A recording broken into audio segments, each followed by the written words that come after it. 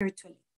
My name is Magdalena Sepulveda. I'm the Executive Director of the Global Initiative for Economic, Social, and Cultural Rights, and it's a pleasure to be moderating this panel today.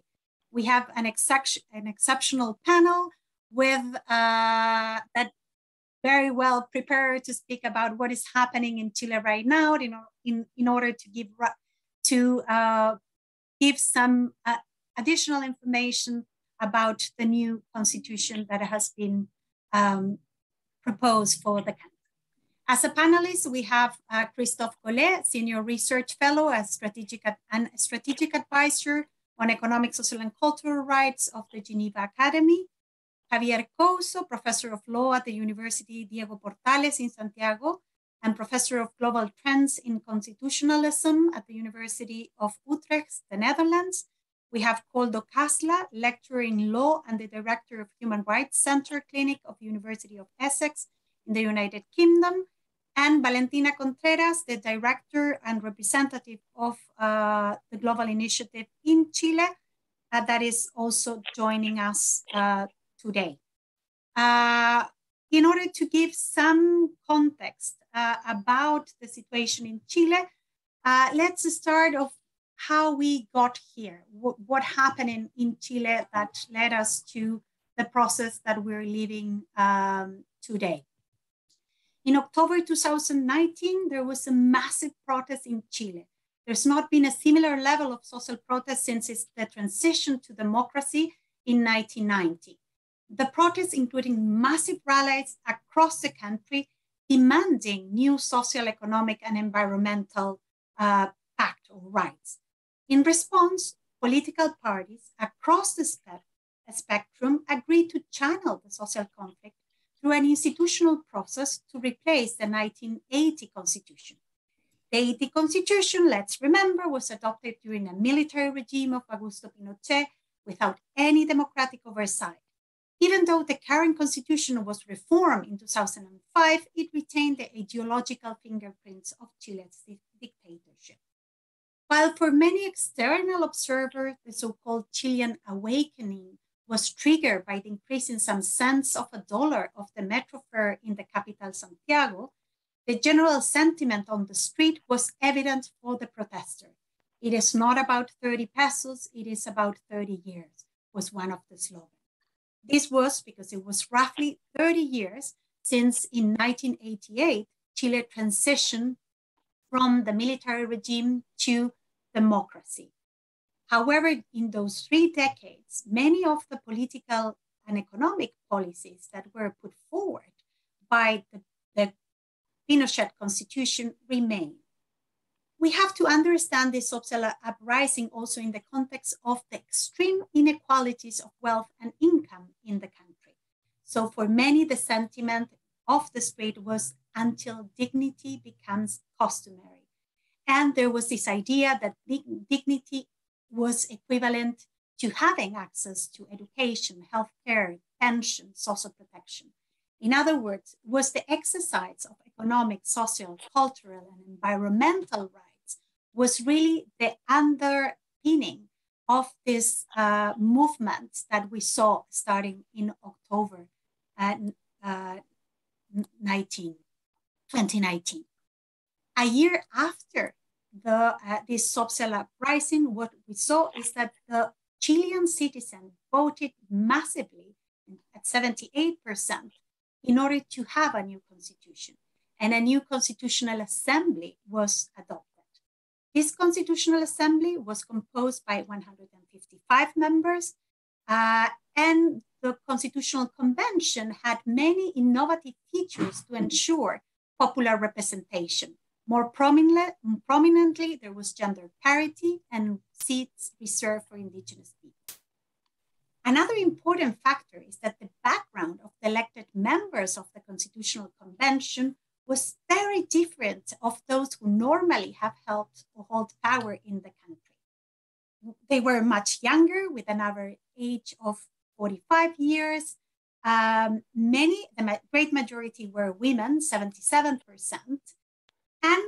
And this is also important. While most of the members of the parliament, the Congress, had studied in private school, those who were members of the Constitutional Convention, the majority of them study in public school or school that were subsidized by the state. And that gave a completely more a real life picture of Chile in this new process. However, the process wasn't exempt from conflict and polemics. Many of these polemics were caused or triggered by some members of the Constitutional Assembly. So the work of the Constitutional Assembly happened in a very turbulent times that facilitated a lot of fake news about the process. But there were also very important political issues or characteristic of this process that we need to highlight. It was a very participatory process. There were more than 2,000 advocacy meetings, more than 5,000 public hearings, in addition to town councils and citizen meetings all over the country. One of the most innovative mechanisms of participation was the use of a popular initiative. This was a direct democracy mechanism that allowed citizens to submit normative proposals directly to the discussion of the plenary of the Constitutional Convention by gathering a minimum number of signatures. So this was very important, but the success of the process required informed and conscious debate. We have now a new text. There is a lot of myth and fake news about what is the content of the new text. And with this panel, we're trying to provide additional information about the content of the proposed text that we have at this moment.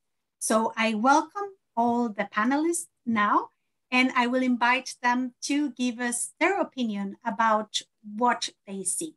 So my first round of questions, and we're going to start with Valentina, is I would like to know from all the panelists, how do you assess the process of the constitutional discussion and the final text that it has been recently presented to citizens?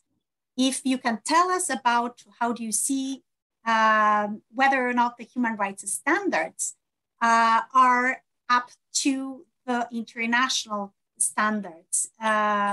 So briefly, Valentina, can you tell us your assessment about the text and the process? Of course, Magdalena, thank you.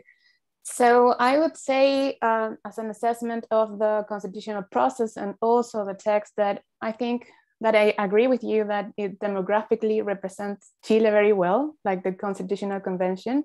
And despite the complexities of the whole process, because we had very bad publicity from some members of the Constitutional Convention, most of them did a very good work in terms of content. So I think in terms of what the process has been like in the regulations, it was very complex to understand from an outside observer. So it was difficult to explain as well to the general public. But this process also helped to depurate the ideas that were finally entering in the constitutional text, which come a long way from the first ideas or the first proposals that were presented by the representatives. And overall, I think the final text represents several improvements from the previous one regarding the human rights agenda. Firstly, because it goes towards a welfare state more clearly, but also what we've been researching through our project La Constitución es Nuestra, which is a project where we invite people from civil society organizations, but also from academics, both national and international, to evaluate the text of the constitutional norms on human rights and nature rights agendas, but also on strengthening democracies. We think that the results of this project say that out of 91 norms that we have already evaluated, 73 of them represent a progress in terms of human rights. So 80% of them are strengthening the mechanisms and the contents of human rights and nature rights agendas. So in terms of particularly what we've been working towards, which is social rights, social, economic, and cultural rights, I think we could say, like in conclusion, that this constitution, this new text, incorporates rights that were not recognized before, such as water, food, or housing, but it also broadens the protection of the ones that we have recognized before, such as education or health. But at the same time, it strengthens other social rights through guarantee mechanisms such as public services, fiscal policy, and justiciability that we didn't have before in the scope that we have now. So I think in general terms, I think that this new constitution is very well equipped to face the challenges for the future, including the different things, because, for example, this constitution includes groups that were previously not recognized, such as women, for example, diversity, children, older people, and indigenous peoples.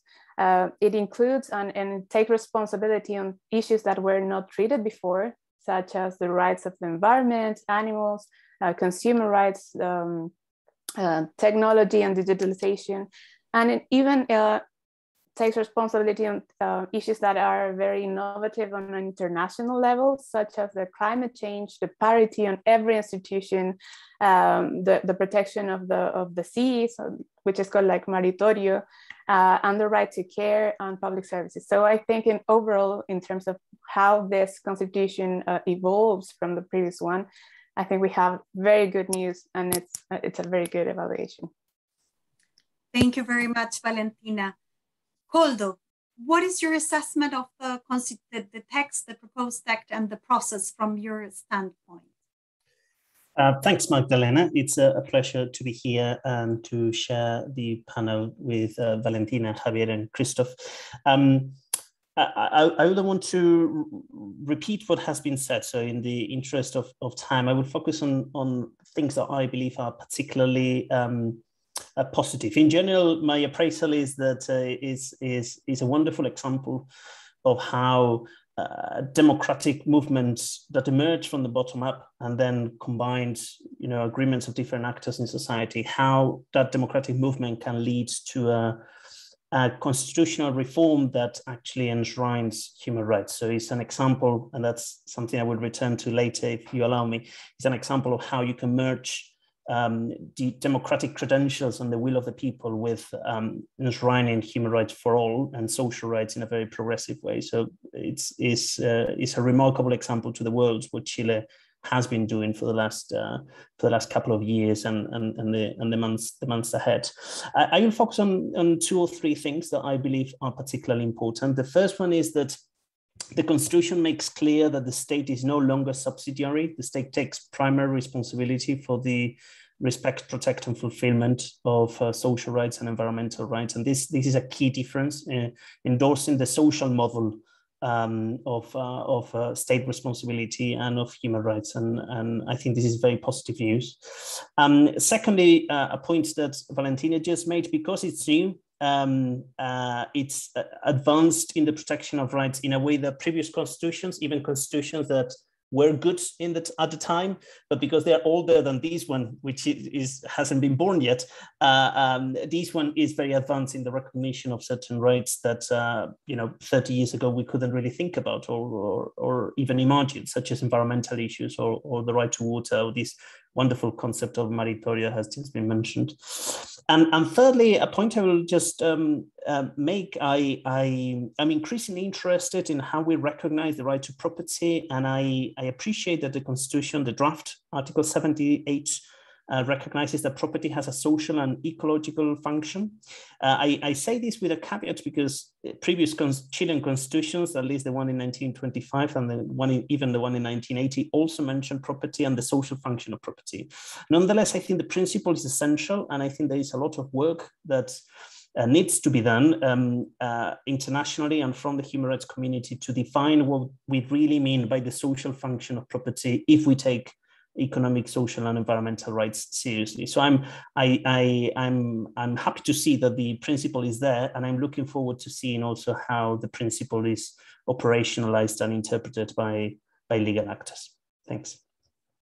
Thank you, Koldo. Christoph, what is your assessment of the process? Thanks, Magdalena. First, of course, it's fantastic that it was so participatory, and that it's such a change compared to the institution. I will focus on a few things. One, the right to food, then food sovereignty, and then what I call the rights of peasants, because I've been working on the rights of peasants in the last 15 years.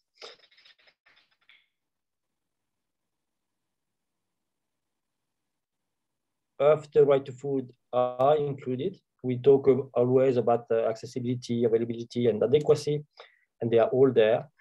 In the same article on right to food, it says that it should there is a support to peasant agriculture, which is also welcome. Then food sovereignty, we all know that now in the conditions in which we are living in this multiple crisis,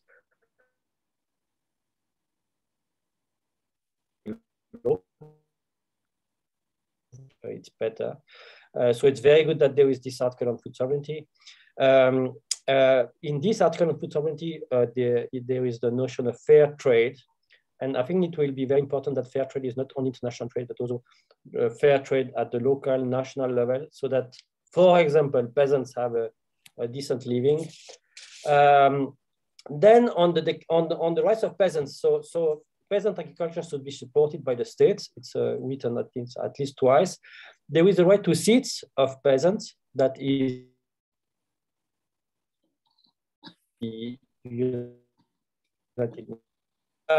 then on property and land, and there are in fact twice social and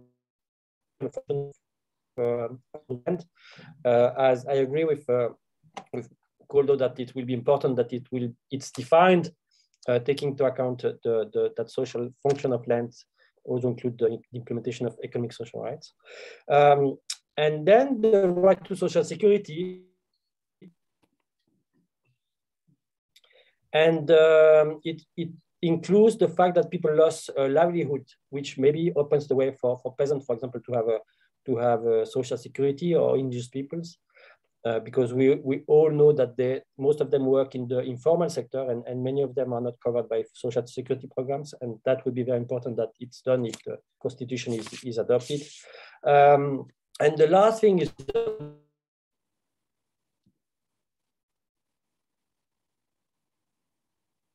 peasants with the UN General Assembly, and of course, it enters in the international rights instruments that are integrated in one of the articles of the Constitution, in which it is mentioned that they apply in Chile. I hope that these rights, the right to food, the rights of peasants, will be also in the mandate of the ombudsperson if the Constitution is adopted. So very progressive Constitution. I hope that the people of Chile will vote in favor, and I'm very happy to start working with the people in Chile on that if they vote in favor. Thank you very much. Thank you very much, Christoph. Javier, your assessment. Well, it's hard to convey in a few minutes what has been an extremely complex process, but if I had to first address the process, I think that given the fact that Chile, it's experienced strong political polarization, and there was a fragmented constitutional convention, and the first one with such a large number of independents in the midst of a crisis of the political party system, I think that if you look comparatively, the respect for the rules of the game, the procedural rules of the game, of the drafting of the Constitution, if you look at the participation that civil society got at this process, as you mentioned in your opening remarks, and the fact that this very diverse group of people, with most of them lack of previous legislative experience, managed to produce a fairly consistent text that, furthermore, I think that it really sets what I think a state of the art in terms of the recognition of the human rights standards, and also the concern for climate change.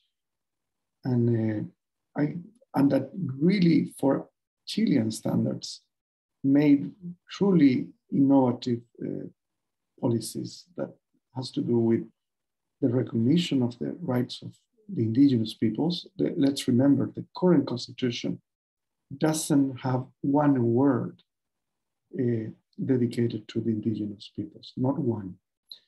But if you take all that into account, it seems to me that this project is a real contribution, not only for Chile's constitutional order, but in a way, if it's successful, and that's a big if, because Chile, it's the support, that the initial support for the constitutional process was undermined by a number of both internal issues that happened within the convention, but also very, very strong attack to the convention by fake news. We live in the era of fake news. And I think this is the first constituent process that has been the victim of that. We saw in the US how fake news affected the 2016 election in a very big way. But here we live in a country where people don't know this. By the military coup of 1973, there were 7 newspapers, and the military allowed only 2 newspapers to be in existence. And those are the only 2 ones that subsist until today. And even in this day and age of social media, the newspapers, the mainstream ones, are the ones that set the agenda. So if you consider all those constraints, I think that this constitution, if it is able to get approved, it will be really one that helps Chile, channel its social crisis in an institutional way. It will be the first done by a gender parity convention, and the first that actually, therefore, constitutionalized gender parity. And also, it has the strengthening and deepening of many social rights. So I think that we are living a very uncertain situation at this moment. There is so much that can be achieved if the approve prevails on September 4th. But it will be very, very complicated if the reject prevails. That would be a huge uncertainty for the country. Thank you, Javier. You just mentioned two important issues that I'm going to bring forward to the discussion. That you said the first constitution during fake news, and we all know what are the implications of that. We have seen in the US, but also in the elections in Brazil, also what's happening with WhatsApp, organized media, a constitution during uncertain times. I mean, we are in a post-pandemic moment in which all countries around the world have been financially affected. So the social and economic crisis that the pandemic brought had created these uncertain times, that on top of that, we also have a war in Ukraine that is sort of increased inflation and economic and political instability. So these are difficult times for this process. Poldo, I'm going to go to you. So in this context, what is the significance of this constitutional process and the first post-pandemic constitution for Latin America and other countries in the world from your view? I think it is significant in at least 3 ways. I will start with the pandemic, the post-pandemic, the first constitution, the post-pandemic. I think the pandemic has been a disaster, has been a crisis, has been crisis for all of humanity, but it hasn't been a crisis equally shared by everyone. It has affected some more than others because the socioeconomic inequalities that exist in societies have also been aggravated by the pandemic. And this constitution has, in a way, opportunity and the responsibility to provide a country, in this case Chile, to reflect seriously about whether we, in this case Chile, as a society is well equipped to respond to these fundamental earthquakes to the resilience of our society. And Chile has had this opportunity to go through a constitutional reform process while a pandemic was around, and other countries are not going through constitutional reform, but I believe they will be prompted to reflect seriously about the strength of their pillars and look for their Achilles heels as well, and reflect about whether they are well equipped to deal with the next big problem, pandemic or otherwise. So that's the first point, that Chile is sort of setting the ground for a profound reflection, collective reflection as a society. The second point, the second reason why I believe it is significant is that Chile is quite a unique case in many ways. Chile is one of the most unequal countries at the OECD level, both in terms of income and wealth. It's always in the top 3 of the OECD countries in terms of income and wealth inequalities. It also, and is connected to the first point, is also one of the countries where the state has smaller role in the economy. So public spending in relation to GDP Chile has one of the lowest, has had up to this point at least, one of the lowest rates also in the OECD. And Chile, and I think is related to the first 2 points, has had a very neoliberal constitution that has by and large ignored social rights up until today. Chile was the theater of operations of neoliberalism. Chile was neoliberal before the rest of the world became neoliberal. So in this way, Chile is a unique case study for anyone interested in comparative politics. There are many good reasons to look at Chile as an example of what has been happening, how the 3 points I made of inequality, low public spending, and low protection of social rights are interrelated, and how the current process may put an end, or at least put a serious reconsideration to this situation. So that's the second point. And the third point is something I alluded to earlier. I think Chile shows that this alleged dichotomy that some people have tried to make us believe exists between either the will of the people or human rights, this very scapegoat sort of populism that we have seen from Bolsonaro, from Erdogan, from Duterte, from Donald Trump, also in European countries as well, Orban and so on, Salvini's, Le Pen. There are many, unfortunately, who have claimed that the people are not in favor of human rights. That's a message that we have been bombarded with for years. Chile has shown that actually that's not true. That actually you can make the case for human rights with profound democratic credentials, that you can use truly participatory process. You can use democracy to enshrine human rights because people actually believe in human rights. And Chile has shown the way of how this can be done. And in that way, I think is sending a lesson to the rest of the world. Thank you, Koldo. Yes, I think that even if people don't sort of call it human rights, and this probably is the case in Chile, when people claim for the right to water or access to water, or reclaim social protection, or having sort of a dignified retirement and pension, these are rights, or education for all, these are rights, and this is what is absolutely what is reflected and were the demands of citizens in Chile. So thank you for bringing this positive dimension. Christoph, you were actually also, you have experience in constitutional assemblies. You were part of one of the members that drafted the new constitution of the state of Geneva.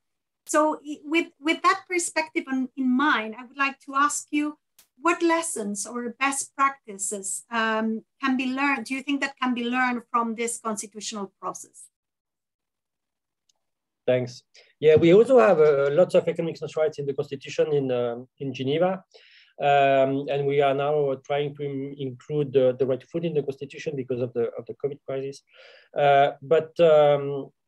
No, the lessons learned is that because it will be, I mean, social rights in Chile, that will be new in the constitution if it's adopted. And there is it's not easy, but there is a need to train judges in a way, because it's new for them. And I've done that in Tunisia many times in the last years. So and we have this problem in Geneva. We have, for example, the right to housing in the Constitution. And I have lawyers, friends who are litigating the right to housing. And the judges, they say it's not justiciable. I have nothing to say. I cannot protect you. It's dependent on the legislative or executive. But we decided as a society to put it in the fundamental rights of the Constitution. So there will be a need to find a way to train judges or to convince judges that they have a role to play. And I hope that it can be done in Chile. I just want to say on the post-pandemic constitution, I think it's very it's incredible that climate change and environmental considerations are so present in the constitution, because it's not easy now, because with the COVID crisis, it disappeared like in the debate for the last 2 years, and having a constitution with economic, social rights, justice, and environmental consideration, I think it's fantastic, because we have seen COVID responses without the environment. We have seen the environment responses without economic and social justice. And so that's a really fantastic experience that we could live if the constitution is accepted and to be implemented in Chile in this context. Thanks. Thank you very much, Christoph, because in a way, when you said that it's important now that judges and lawyers, I mean, if the constitution is adopted, they need to be trained in the constitution, and in particular regarding economic, social, and cultural rights, because we're not in Chile, we're not used to have these rights protected in the constitution and recognized as constitutional rights. So this is very important. The constitution, the new constitution, would be the beginning, if adopted, is the beginning of the process. And I think that in general, the citizens understand that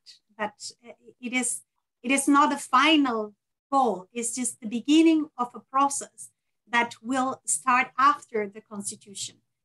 So let me move now a little bit on the context and the text of the new constitution. I'm going to go to you, Javier. So what do you think, if we look at the proposed text, what would be the innovations that you see? What are the best practices? What you will highlight about this new text or the proposed text of the Constitution? Thank you for the question. First, I think we have to make a distinction between what's innovative for Chile and what's innovative in more general terms. Given the fact that we have one of the most neoconservative constitutions in the world, it really is a constitutional neoliberal legality, what the 1980 Constitution enshrined. It's innovative for us that we change dramatically from a constitution that's hostile to state action in the economy, hostile to unions, to the right to strike, to that is completely silent about the indigenous peoples, to one that, for the contrary, has a robust conception of the role of the state, not necessarily the direct involvement of the state as an entrepreneurial agent, but a role of the state to making sure that if there are private participation in the provision of social services or social rights, those are done under the regime of the public. That is to say, not without for-profit companies providing the right to education or social security, which distort those rights. So that's a very big shift for us. If this new constitution is approved, we will change from what's called the subsidiarity state that has nothing to do with the notion of subsidiarity in Europe. It has a very neoliberal understanding of subsidiarity. That is to say, private solutions to public problems, which really meant providing an economic opportunity, financial opportunity for business to make money out of the provision of social services and social rights. So changing that to a social state, social rights state, it's a huge, huge development and innovation for Chile. But in more broader global terms, I think that it was already present in the previous presentations. I would say that aside from the first gender parity constitution in the world, like all public organs the courts, the Congress, electoral services, national audit office, and so on, will have an equal representation between women and men. And that's something that in Chile, which is a very, I would say, a country where women, the rights of women have been invisible for decades, it would be a huge change. But aside from that, the strong commitment to climate change, which is, in other words, justice among generations, intergenerational justice, but also the notion that nature has to have rights. It's something that it was, of course, borrowed from the Victorian Constitution. And I think it was something that in a way reshapes the relationship between human and nature. And the notion that it really takes seriously the notion that climate change is with us and we need to take action, decisive action, and that a constitution has to be responsive to that.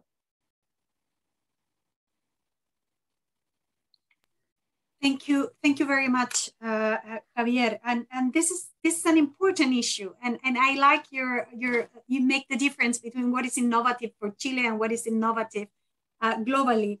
And in a time in which we're all hearing about the commodification of rights and financialization of economic, social, and cultural rights, this is a very important issue. And the way in which the state has to provide for certain services that are essential for the enjoyment of economic, social, and cultural right to housing, right to food, right to water and sanitation, social protection, etc. In this line, with this context, I'm going to go back to you, Valentina. You have been working, trying to influence the process, trying to include through this very democratic channel to have in the new text a provision that enshrine the quality social services, access to quality social services, finance through taxation, progressive taxation.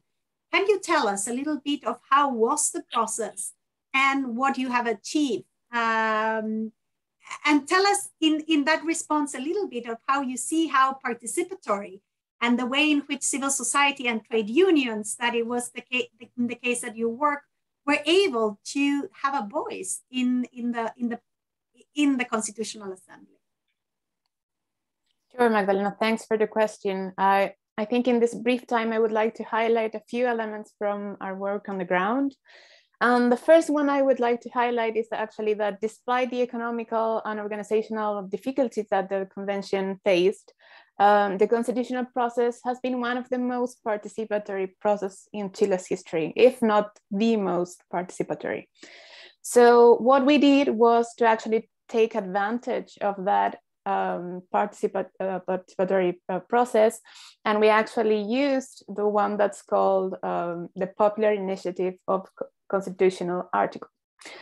This was a formal mechanism offered by the Constitutional Convention, where by presenting a normative provision and gathering 15,000 signatures to support your proposal, this proposal had the force to be considered as an official proposal to be discussed by the commissions, but also the plenary of the Constitutional Convention. So what we did was actually to present a proposal around universal quality public services, but also universal and fiscal policy. We gathered 16,000 votes, more than 16,000 votes through campaigning on the streets, and we had votes on every single region of the country, which was very amazing because we needed 5 regions to vote this proposal. We had in all of them. But we also presented it with the support of 12 constitutional representatives. So we had like 2 means of incorporating this content into the discussion.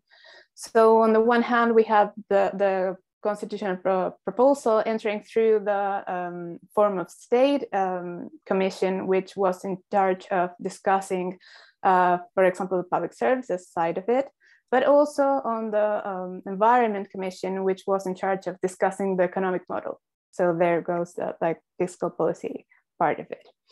And how we did this proposal was actually drawing from two documents, the Global Manifesto for Public Services and the Principles of Fiscal Policy and Human Rights. We decided to work social rights from the borders, how we call it, because the substantive part was actually already fairly covered by other organizations that had been working on the ground for so many years. So this meant that we would focus on the issues that if we didn't pay attention to, we would have been left out. And these were the guarantee mechanisms through public services and fiscal policy. So what we concretely did was that through the global initiative and partners, we produced the first exercise of how this content of the manifesto and also the principles of fiscal policy, how they would look like in a legally binding provision in the Constitution. And this we also contrasted with the production of empirical evidence provided by partners, which were PSI, local unions, and civil society organizations through workshops and discussions. And we finally presented this text. And the result of this text was that we drafted a 3-article proposal. The first article was in charge to frame the guarantee of economic, social, and cultural rights through universal quality public services, thus connecting the human rights standards with the state's main responsibility to provide those public services, which is very important looking at this welfare state that we are transiting to. The second article actually set the standards of and features of what universal quality public services mean, namely the adaptation of quality public services, the public management of those public services, and also the guarantees of non-commercialization. And the third article actually provided guidelines on fiscal policy to comply and to design fiscal policies in accordance to the financing of public services, the complying of human rights obligations, and the role of fiscal policy in the reduction of inequalities. So the outcome of all this process is actually that now our constitutional proposal is actually recognized in kind of a 95% overall, if we could like connect the different articles that that were kept in the final text, and they are incorporated in 2 core articles, which is one on public services, another on tax system, but others several interpretative or auxiliary norms. Like I think there are more than 30 norms that we can actually trace back to the proposal. So this represents a huge success for the connection of social rights with guarantee mechanisms, but also the connection of theory and practice, which is quite a good exercise like this. If we were previously the lab of neoliberalism, I think we are now the lab of human rights concrete application. And if the Constitution is approved, we have now means to bring social rights out of the paper, which was our main objective. So it's quite a good like tracing back to how economic, social, and cultural rights can be protected, not only through justiciability, but also from the civil servants from the top to the bottom. Thank you, Valentina. I think that you all have been so clear that we don't have much question from the audience. So while I invite the audience to submit questions, let's also see what is happening next. So for those who are not familiar with the process in Chile, on the 4th of September, there's going to be a referendum. It's a mandatory referendum. So all Chilean citizens, 18 years and older, are called to vote to accept or reject this constitution. So I'm going to go back to our 2 Chilean panelists. I'm not going to ask you to make a prediction of what is going to happen in the referendum. It's going to be very difficult. But I would like you, Javier, to first try, can you explain to the audience what is going to happen if the referendum is rejected or if it is approved, and what are sort of the risks and opportunities now that we do have a text? and it's put to a referendum. Javier. Sure. Well, let's start with the approved hypothesis. If the text is approved, there will be many number of legislation that had to be approved in the next 4 to 6 years. Some of the social rights that are being introduced involve institution building. I'm thinking of the strengthening of social security and the right to education and healthcare. Those three, given that correlating with the neolegal constitutional legality that we have, there is in place a set of institutional arrangements to provide for healthcare or education or social security. A new constitution that takes a different path would necessarily involve the elaboration of a number of legislation. And that would take time, particularly also the regional state. Chile is one of the most centralized countries in Latin America. And even though it's a very long country, 4,500 kilometers long, that would take a lot of details being sorted out in the legislation at the legislative level. The same happens with the indigenous rights, indigenous justice, participatory rights. Those are going to take time. But if the rejects prevail, the legal answer to that is that we continue with the existing constitution. That's the legal answer. But after the entry referendum, where almost 80% of the people said that they wanted a new constitution, if the reject fails, means that people think that they didn't like the answer that the conventions provided to their request, a new constitution. So politically, there is talk of a new process, but that's a political interpretation. The legal one is that the current constitution will continue in place. So that's why I was saying that there is uncertainty. You need 2/3 of the current Congress to adopt any new path if the reject prevails, any new process. And there will be a lot of uncertainty on what to do, and any answer needs 2/3 of the current Congress. And that's a lot of existing members of the current Congress, which is also a fragmented Congress. So that's why I was saying that it's more certain the outcome if the approve prevails than if they reject. Aside from the fact that strictly on juridical terms, the current constitution will continue in place. So we'll go back 40 years. So it's a difficult question. Valentina, Javier just mentioned that 78% of the population was in favor to adopt a new constitution. So what is happening now? What is your views about why there's been certain polls that will put the rejection as a majority or that might win the rejection?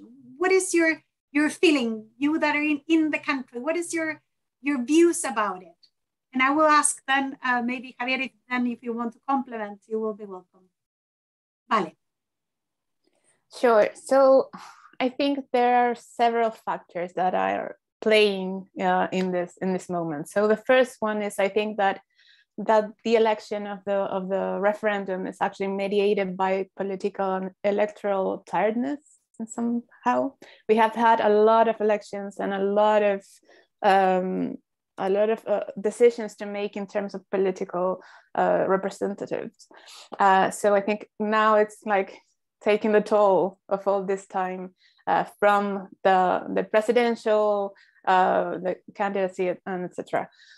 So I think that is one of the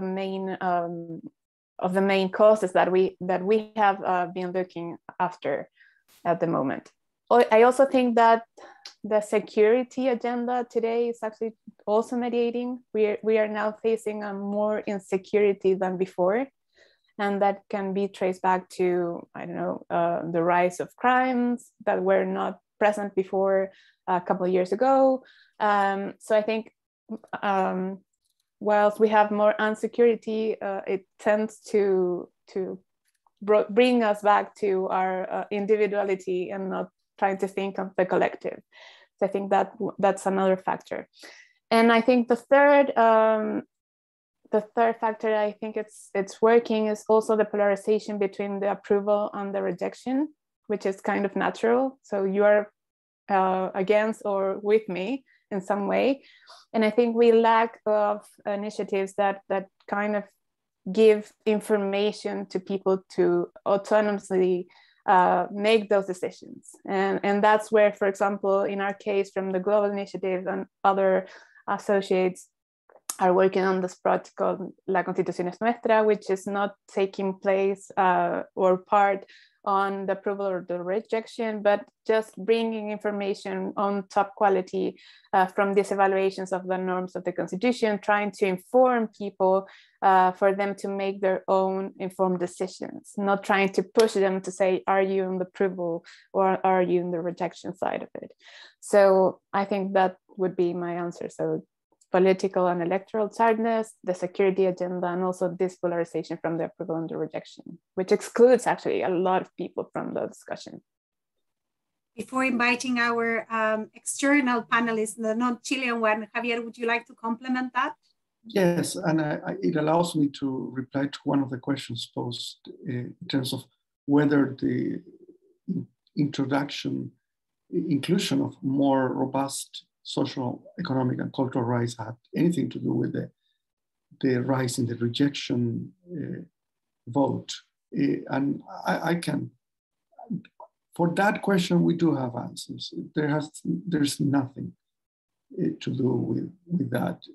I think that the way the plurinational state was presented, particularly the fake news about it, there was talk about that it would fragment the state of Chile, lead to the possible secession, territorial secession.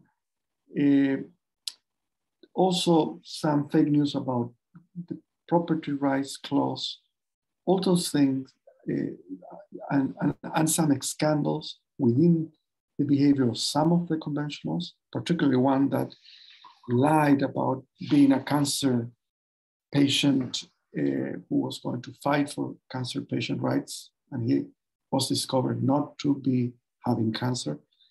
That led to his, he abandoned the convention, but that was a huge, huge scandal. All those things, I think, contributed to the discredit of some of the convention and therefore to the text proposed. But there's if anything, the inclusion of more robust social economic rights has been one of the things that have keep people approving among those who approve. Thank you, Javier. I'm going to pass to you, Koldo and Christoph. Do you have kind of, after all this discussion, your kind of views or final comments about the Chilean process? Sure. There are at least three things that I am really keen to see how they unfold, assuming the constitution is approved. Okay, so if it doesn't approved, Javier explained, Chile will retain the constitution it currently has, and politically we'll see what happens. But let's assume for a moment it passes. I hope it passes. And if that happens, there are at least three things that I am really interested in. And I would like to monitor closely. One is how legal operators are trained and engaged with the new constitutional framework, an issue that Christoph and you, Magdalena, have mentioned earlier. And indeed, that's not going to change overnight. You may have a new constitution, but judges are not going to change their mindset overnight. And it so happens in many countries that judges tend to be more conservative than society at large. I don't know if that's necessarily the case in Chile, but if that is the case, we will have to see how quickly they adapt from one model to the next. The second point, or the second issue I'm keen to see unfolded, is the new proposed fiscal change and fiscal policy change presented by President Boric just last week, with a wealth tax of 1%, an increase of income tax for the wealthy, and the expectation of raising 4.1% of the GDP between now and 4 years from now. That is a big and an ambitious plan for a country that, as we said earlier, has a low rates of public expenditure vis-a-vis the GDP. And it's also at a time of high inflation all over the world. So I wonder, making social rights real requires money, and I wonder how these things are going to play out at the same time. This promised new constitutional framework that takes social rights seriously with an ambitious fiscal agenda, but in the context of high inflation and a fragmented parliament, as has been said earlier. So, I'm curious to see how that's going to unfold. And thirdly, the issue of decentralization. Chile is a rather centralized country at the moment, and if the constitution passes, it's going to decentralize. That is apparently scaring some people off, but Chile wouldn't be the first country that becomes federal or semi-federal. There are many countries around the world that have systems like that, and they seem to be doing perfectly fine. So I don't think it's going to be the end of Chile, but it is going to create some dynamics of a power relationship, perhaps, between one region and another. And there's also an element of to what extent Chileans are going to accept the divergence of policies between one region or another. That's something that we see in countries that are federal or semi-federal unfolding, and also how regions and regional governments are going to accept that they also have responsibility to respect, protect, and fulfill human rights. It will not only be the responsibility of the central government in Santiago, it will be the responsibility of all public authorities, local, state level, and at the central level. And I'm very curious to see how that works as well at the regional level. Thank you very much, Koldo. Very important points you have raised. Christoph. If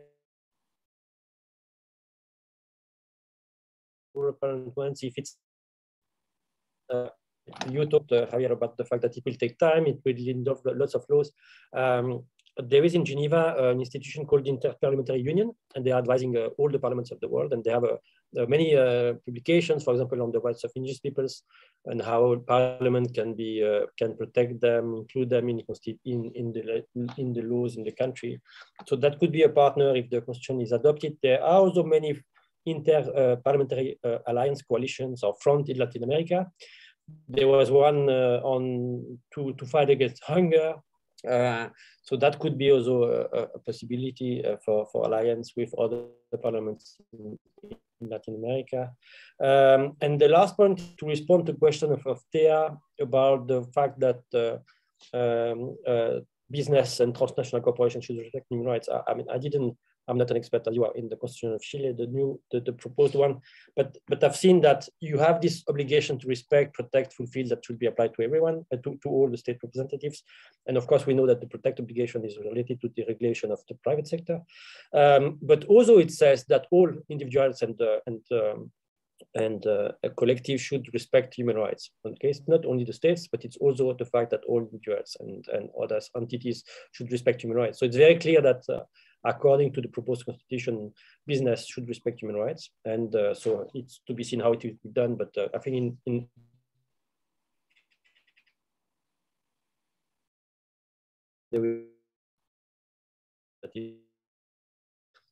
you again for this. It was a great pleasure for the Academy to cooperate.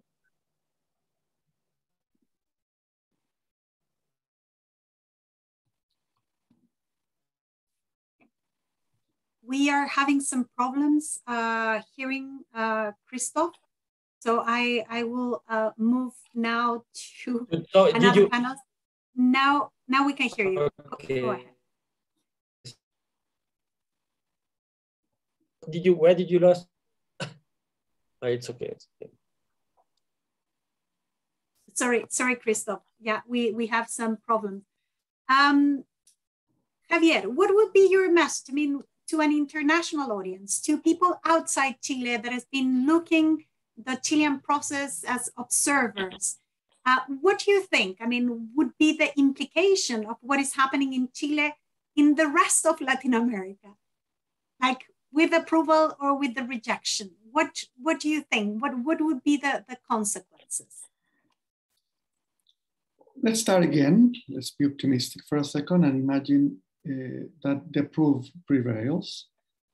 This is going to be a close election, by the way, so it's not something that you can rule out. I think that it would be important for the following reasons. The last 2 decades, we had constituent-making processes that have been very polemical. The Venezuelan one started in 1999, then the Ecuadorian one. They were both led by leaders that were interested in basically using the constituent process to strengthen their own grip on power. They benefited from the constitution-making process. The Bolivian case, I think, is a bit different, so I wouldn't put it in that group. Here, what people might not know this, but President Boric explicitly asked the convention to forbid him from benefiting from a change in the presidential possibility of re-election, immediate re-election. So that tells of a process that has been extremely, I would say, in agreement with the rule of law, with the notion that it cannot be used as a constitution building process to benefit the leader who is in power. And I think that that's a very important legacy. That's one. The other is, I think, gender parity. I think that if the Chilean process managed to be successful in September 4th, it would be a landmark. It would be very hard to have any new constitution-making process, at least in Latin America, but maybe beyond Latin America, that would have no gender parity role. For all the debate and polemic around the Constitutional Convention, there is not a single word that has criticized the impact of gender parity within the Constitutional Convention. So I think that would be a legacy. And also the climate change sensitivity and commitment of the new charter, if approved, would be very, very welcome.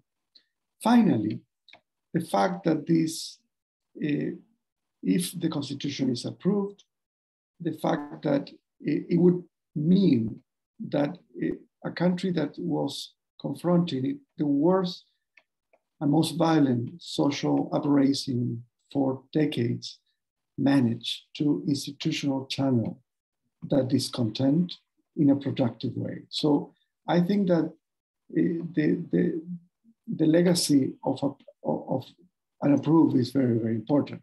If the reject prevails, I don't think it's the end of the world. It will, but uncertainty, it's the word that comes to mind. Because it might well happen that the right wing, who has the key for change, again, it will have the veto power. It's an open question whether they will be able to agree on continuing a constitution-making process that ends with the current constitution that nobody wants. So, but it's again, I have to insist, uncertainty is the only word that comes to mind in that hypothesis. Thank you very much for that response. And I also think that I would like to highlight part of the answer, the fact that Chile has been a remarkable country in which there was in October 2019, massive protests that were territorially expanded in the whole country, that were channeled through an institutional reform. It's a reform of the constitution.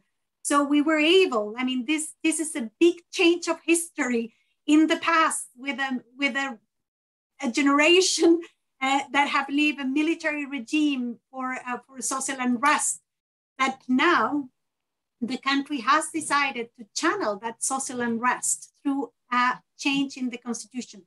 That is remarkable. And it has been some violence. Protests are not, people are angry when they're in the street. There's been, I don't want to undermine that there's been some violence, but overall, it has been quite calm transition with some damage to the property in the street, but calm transition, and with very abusive behavior by the police actually during the protest, but not by citizens. So it has been a remarkable process that we have been able to channel through a constitutional reform.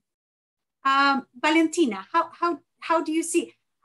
I think I'm going to take Javier's points. I'm going to try to be optimistic. What do you see would be the positive impact of an approval for other countries in the region? So what I think is actually that if we frame like this Chilean society looking for change as a car, for example, we frame it like in that kind of metaphor, the previous constitution was of the brake. So it like prevented any changes that we needed to look forward for a better future. But this new constitution is the clutch. It enables a different kind of a set of reforms that we needed, that we want, but it's not certain towards where we are heading. So there's a lot of work and more work to be done after the new constitution. So I think this opens up a lot of opportunities to do this work both locally but also regionally, trying to convey the message of human rights in practice, not only as an issue of a particular state, but yeah, and I here recall the question that someone did in the chat. We have a provision about the responsibility of private actors regarding human rights or fundamental rights, but there's more work to be done in terms of how this is going to work in transnational obligations, you know. So I think the positive thing is that we are heading towards this clutch that is giving us the space to produce these changes, but we have the opportunity as well to do that work that we were prevented to do before. So I think that would be my positive message, that this thing is going to happen. Koldo, a positive message to close? I mean, the positive message is a message I made earlier. I think Chile has shown the democratic path to enshrining social rights. It has certain example to all this. I shared the view that you expressed earlier, Magdalena, that despite all the unrest, despite all the anger, despite the police abuse, a channel was found to institutionalize that anger, and the constitutional proposal, the draft, is the way in which that anger has been channeled in institutional terms. So it's again, it's an example of how things can be done through democracy to take economic and social rights seriously. And I sincerely hope that in a couple of months it passes, it's approved.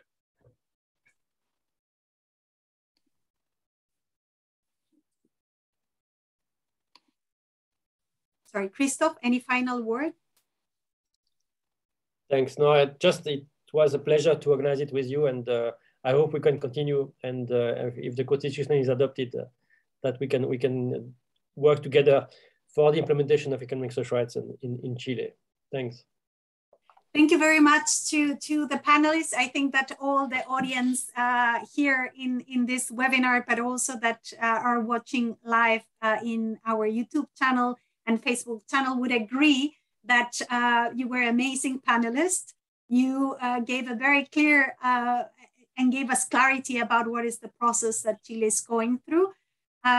We are there. We were in a marathon and now we're in a sprint.